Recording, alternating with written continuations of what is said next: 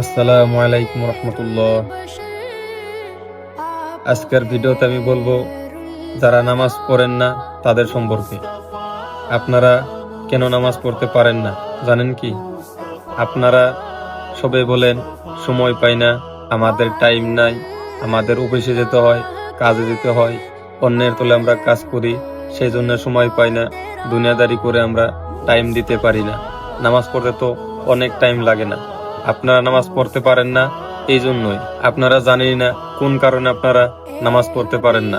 আপনি সব দোয়া করেন, শুধু নামাজের দোয়াটা এড়িয়ে চলেন। আপনি সব দোয়া করলেও নামাজের দোয়াটা আপনি করতে পারেন না। আপনি আল্লাহর কাছে বলেন, আল্লাহ আমাকে এইটা দাও, ওইটা দাও, আমাকে সয় সম্পত্তি দাও, গাড়ি বাড়ি দাও, দুনিয়াতে আমাকে চলার জন্য অনেক কিছু দাও। আপনি সব দোয়ার মাঝে এই দোয়াটা করতে ভুলে যান যে আল্লাহ আমাকে সব দেওয়ার পাশাপাশি তুমি আমাকে 5 ওয়াক্ত নামাজ পড়া তৌফিক দিও। আপনি এই দোয়াটা করেন না, কারণ যদি আল্লাহর কাছে কবুল হয়ে যায় আপনি তো নামাজ পড়তে হবে।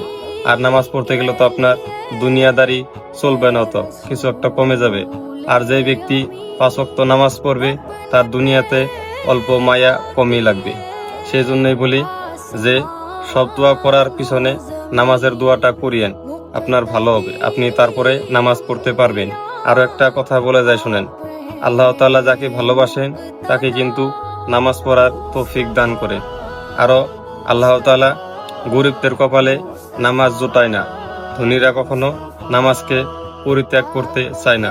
আর আমার এই কথা কিন্তু কোনো টাকা আলার জন্যও ছিল না, আর কোনো কিন্তু টাকা ছাড়ার জন্যও ছিল না। সব সময় মনে রাখেন, আরো আল্লাহর রাস্তায় চলার চেষ্টা করেন। এই দুনিয়াতে কিন্তু চিরস্থায়ী আমাদের থাকার জায়গা নয়, আমাদের কিন্তু কবরে একদিন না একদিন যেতেই হবে, মনে রাখেন।